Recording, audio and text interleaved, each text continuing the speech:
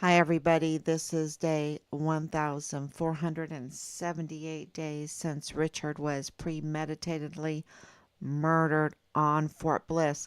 Richard was never missing. They've always had him.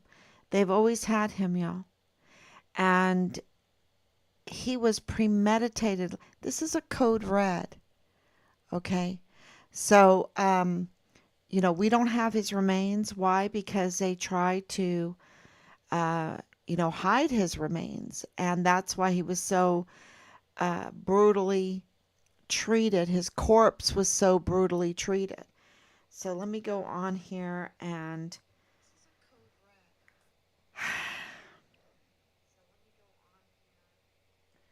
so lots of developments, always a lot of developments, always breaking news. And the reason why is because you have to go through all of the evidence all the time. Because of all the new developments, you're always having to go back. And so we're looking at First Sergeant Ruggiero right now, First Sergeant Michael Ruggiero, and his wife, Hema Xochitl Ruggiero. We're absolutely looking at their participation and all of this that has been throughout these 4 years, and it's been absolutely criminal. And so, to go through and uh, ask, uh, did they play such an important part in the murder case of Richard? Not just the murder case, but also the retaliation, the absolutely negligence in the unit, the abuse of power in the unit, the abuse of power and retaliation against a whistleblower, the harassment that caused, all of that retaliation that escalated. And I don't even know if it was an emotional thing. Um, they could not discredit Richard. That is what we have proven with all the evidence, and the reason why we've been looking at the retaliation against Richard is because part of these receipts, since his he was declared murdered on Fort Bliss by the United States government, is to do something we've been wanting to do from the very beginning, and that is to rescind the retaliation, to rescind the retaliation that he had to go through.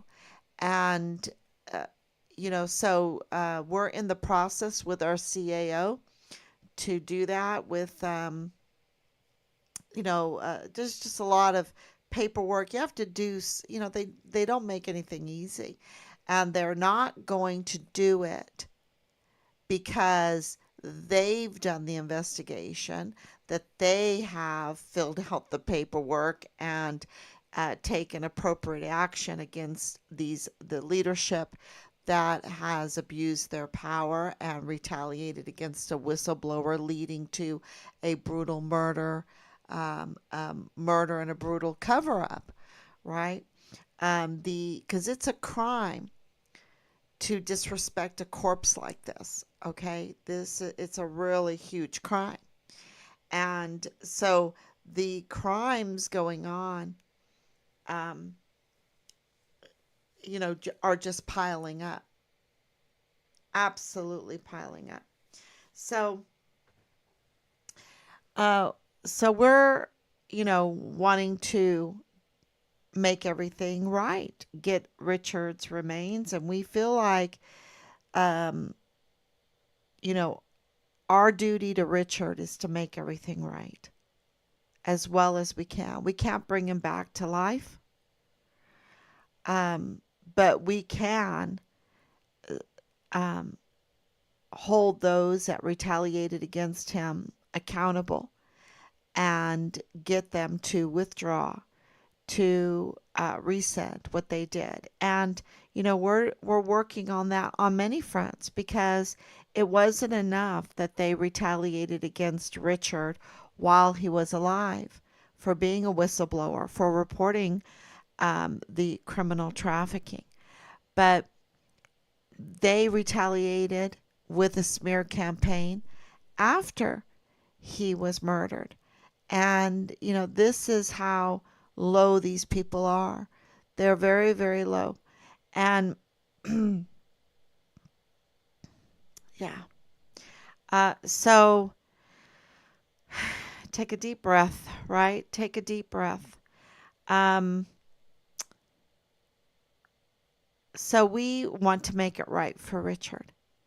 And we've had huge breaking news in our favor because of that.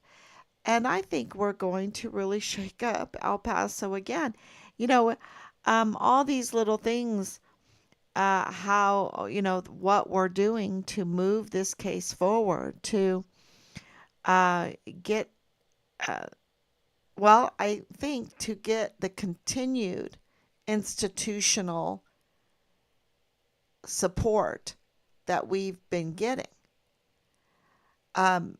In order to get that institutional support, you've just got to be on it all the time, all the time. Otherwise, they grow complacent very, very quickly. And so, they cover up or whatever they're doing. They're up to no good anyway. They're up to no good. So you have to drive them to do their duty, and then you have to keep on them doing their duty. And, a lot of the work you have to do for them. You have to do a lot of the work for them. So here we want to make it right for Richard, and have his rank reinstated, have that official. And what did we discover? See, this is what is so amazing about this is you might develop, and I want to talk to parents or loved ones of victims like this.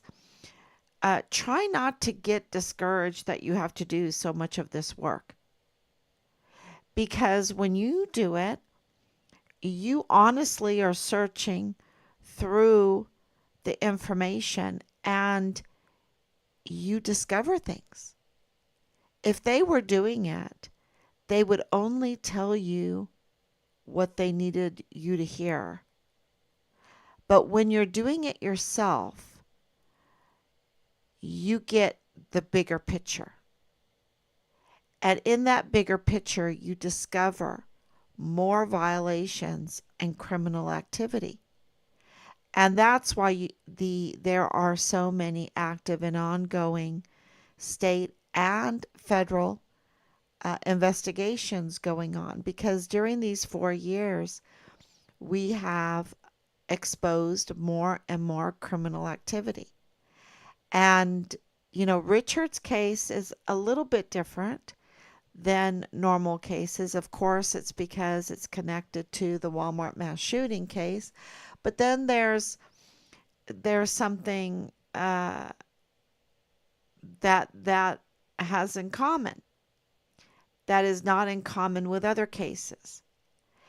And it is that the sources used by the law enforcement, the sources used by the media, were the prime suspects in the murder of Richard, were the prime suspects in this murder case. Now that is a wowzer. That's a huge wowzer, and I have to repeat that again. The sources used to discredit Richard, to smear Richard, to discredit our family, to discredit witnesses, to intimidate witnesses, to tamper or I should say obstruct justice in Richard's case, to absolutely put out false information, those sources who are criminals, right? They're confirmed criminals. They have been used as sources, and they are the suspects in Richard's um, murder case. And I should say in Richard's retaliation and capital murder case. Because Richard's case has been going on for a long time. It started way before he was murdered. Because this is retaliation against a whistleblower. They absolutely knew. And don't forget, Richard wanted to be CID. Don't forget that we're still waiting for his academic record so we can show that he was involved with the CID, that he was involved with Park University. We're waiting for that. And, for that information to be withheld from us um, for so long is also criminal. And that's ongoing. But they could not discredit Richard. They could not make the smear stick. He is clean. He is clean. He's very clean. And we're very grateful for that, because you shouldn't have to be sparkly clean for the military to give you justice, to have your back. And with Richard's case, if any little thing was wrong, they would have just pounded and pounded on it. But they don't have it. And when we receive the body cam video, when we gave them the other evidence that we have, then the Board of Inquiry declared Richard murdered on Fort Bliss. And and the paperwork has Fort Bliss on it. And for our son to lose his life on Fort Bliss, and they say they don't have his remains, that's absolutely bogus. That's just impossible. The amount of money and resources and personnel for security on Fort Bliss is just huge. So, that's just an excuse. And to have criminals, confirmed criminals, being used as sources, and then Fort Bliss to corroborate, or to corroborate those sources as valid when they are convicted criminal and confirmed criminals and suspects. Not only that they have already this conviction of criminality, right, and then some confirmed criminals, they've already were discredited before. But then on top of that, they are absolutely involved in Richard's murder case. They are prime suspects in Richard's murder case. That's such a wow. How can that be? And that's what this is. And Bob Moore is participating in that. Angela Kachurga is participating in that. They are criminal. They're absolutely criminal. Natasha Paloma participated in that. She's absolutely criminal. And so when Sean Bernabe, the commanding general of Fort Bliss, said, okay, well, I want to have a press conference and I only want to have a few a few chosen journalists, then you absolutely understand why. He only wanted the journalists that would use the unreliable sources, the criminal sources, the prime suspects in the murder of Richard's case as sources to intimidate witnesses, to smear witnesses, to smear Richard, to smear Richard's claims in his whistleblowing reporting, to smear Richard's good name, to smear his family. And that those prime suspects just happen to be, Leilani Hart and Dallas Hart, her son. That's Delta Battery 143 platoon leader. So very, very connected. And to talk about First Sergeant Ruggiero, and I know he lost his First Sergeant status, and I'm hoping he got in bad trouble, but I don't think so. I think he got a job out of it. I think he got a job, just, play the game and get a job or, manipulate things because his wife is a self proclaimed witch. Um, so, that's not me saying it. She's saying she's a self proclaimed witch. And anyone that says that they're a witch, um, I don't know. In my book, you just don't go there. But she does. And yeah, wow. Um, and they're trying to protect, just like Kelly Gain. Kelly Gain is trying to protect, um, her family ties in all of this that have been absolutely criminal. Absolutely. They could all come forward and be witnesses, but they've been silenced or intimidated, and I don't want to make them feel like they're victims. They're not victims because these people, um, are absolutely connected. They associate. They associate. Um,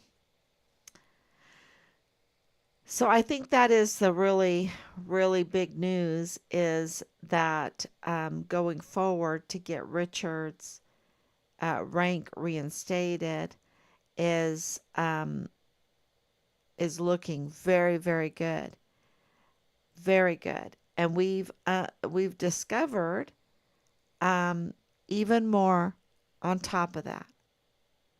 So that is going to be really powerful. We already put it in our first complaint, and we'll start describing it to you in the coming days.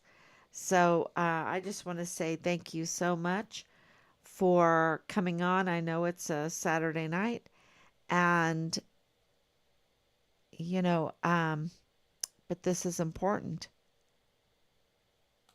This is very important. And so that's why we're very grateful. So please share and please comment. Please join.